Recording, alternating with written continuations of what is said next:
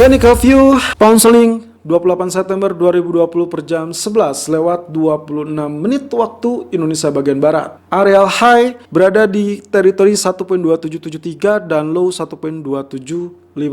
Sementara running price kini bertahan di 1.2770. Oke, di sini areal kenaikannya nampak seperti ini ya. Lagi-lagi 1, 2, 3 candle berada berimpitan di zona MA200 dan kali ini MA200 berada di 1.2720. Wow.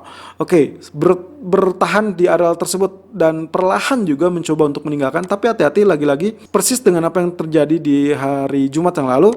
Saya sempat mengingatkan kepada Anda zona biru ini nampaknya akan relatif kuat ya. Dan itu yang terjadi. Anda lihat di sini dia sempat spike 1.2804 tapi gagal, lalu kemudian tergelincir sampai 1.2686 ya, atau setidaknya langsung ditutup di 1.2746. Artinya kalau Anda melakukan sell kemarin di 1.2790 50 point, setidaknya Anda sudah mengantongi, dan kemungkinan potensi inilah yang mengakibatkan kenapa saya enggan untuk menyarankan buy di pekan lalu. Tapi kurang lebih apakah hari ini akan menjadi zona yang relatif sama? Ya, itu yang akan kita nantikan. Tapi kalau lihat dari candlesticknya, saya rasa spike up masih sangat wajar, dengan catatan akan terjadi seperti apa yang terjadi di hari Jumat yang lalu. Artinya spike up, lalu kemudian rejection, dan kemungkinan dia akan tergelincir lagi.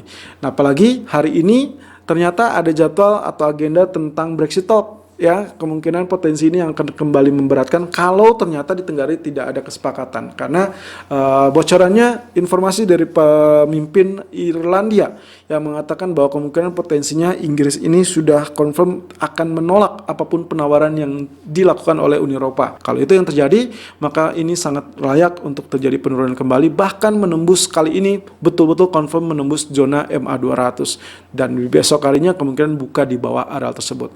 Nah, di grafik H4-nya ini mirip dengan apa yang terjadi dengan gold ya.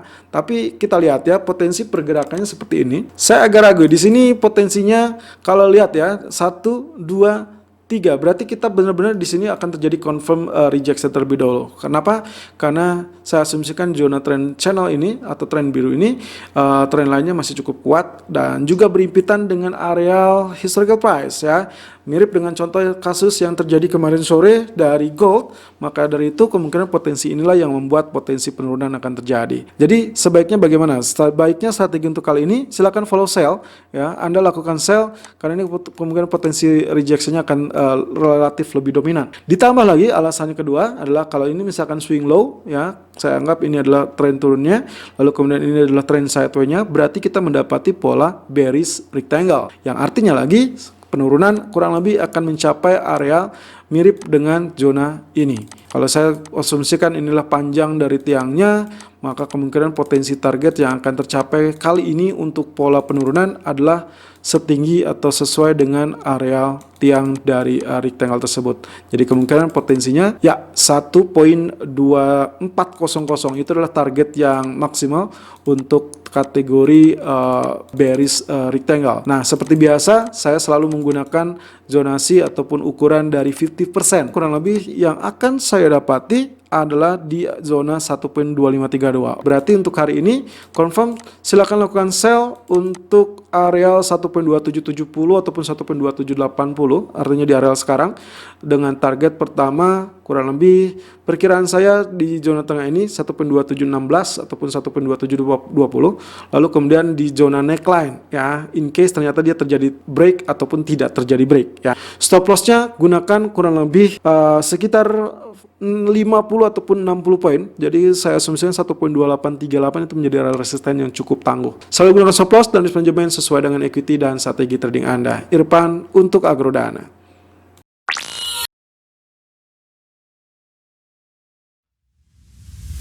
Technical view Euro USD 28 September 2020 per jam 11 lewat 32 menit waktu Indonesia bagian Barat. High 1.1639, low 1.1614, dengan running price kini bertahan di 1.1636.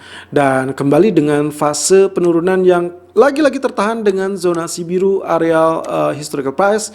Ya, ini kurang lebih arealnya ya. Jadi saya tidak sembarang menarik areal karena ini cenderung relatif kuat. Lalu kemudian kalau kita perhatikan dari candlestick yang di hari Jumat terjadi ini adalah bearish engulfing ya, kalau kita compare dengan yang terjadi tanggal 24. Tapi hati-hati ya, bearish engulfing ini tidak terlampau sempurna, jadi saya rasa penurunan akan relatif tertahan, apalagi kalau misalkan Christine Lagarde menyampaikan sesuatu hal yang cukup positif, terutama terkait ekonomi ya, di mana market lebih kecenderungannya menantikan apa yang akan dilakukan oleh ECB di sisa tahun atau di sisa 3 bulan menuju akhir tahun ini, karena kemungkinan potensinya mereka masih akan tetap mengandalkan paket stimulus ya, ekonomi terkait dengan COVID-19, apalagi angka infeksi cenderung tetap atau masih meningkat di zona Eropa tersebut. Nah, dengan demikian potensi penurunan saya rasa 1.1600 juga akan menjadi area yang cukup tangguh ya. Jadi saya lebih berharap dia akan terjadi spike ataupun pullback ya, rally terlebih dulu kurang lebih kisaran 60 ataupun 75. Sayangnya pagi ini dia baru tercapai area 1.1639 saja. Jadi harap bersabar ya, karena kemungkinan potensinya masih akan ada spike. Lalu kemudian di grafik H4-nya sendiri, nah ingat descending triangle-nya masih tetap seperti ini dengan target utama adalah 1.1558. Meskipun kalau kita lihat dari secara total targetnya sudah tersentuh sekitar 3/4-nya. Jadi bisa saja kita asumsikan ini selesai. Nah, yang akan menjadi pertanyaan selanjutnya adalah Anda perhatikan dengan zona ini ya. Saya menandai ini di grafik harian yang tadi pagi sempat saya share.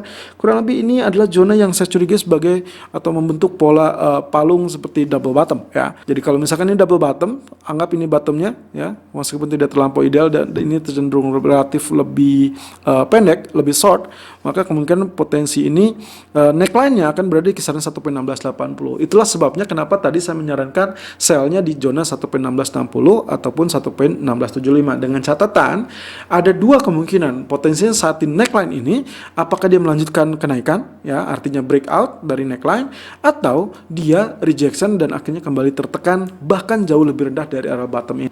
Nah, itu yang akan kita nantikan. Jadi ada kemungkinan pola A-nya adalah rejection, pola B-nya adalah kemungkinan potensi menembus ataupun breakout area neckline. Tapi untuk kali ini dikarenakan outlook-nya masih cukup kuat untuk dolar, saya rasa dengan statement-statement dari para pejabat ECB yang juga enggan untuk mendukung penguatan euro, terutama terkait dengan pemulihan ekonomi, mereka masih membutuhkan mata uang yang lemah.